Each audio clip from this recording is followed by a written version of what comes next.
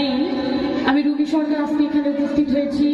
আমার শ্রদ্ধাভাজন ব্যক্তিত্ব, আমার খুব আত্মার মানুষ জনাব কামাল জমাদ্দার সাহেব, সেই কাকার প্রতি সালাম রইল। আরও যারা আছেন আমি সবার প্রতি সালাম শ্রদ্ধা রেখে, মিউজিশিয়ানে যারা, শিল্পীবৃন্দ যারা, ওয়াল এভরিওয়ান, আমি সবার প্রতি সালাম শ্রদ্ধা রেখে আমি আমার গানে চলে যাব। মূলত আমি বাউল শিল্পী, পাল্লা গান করি।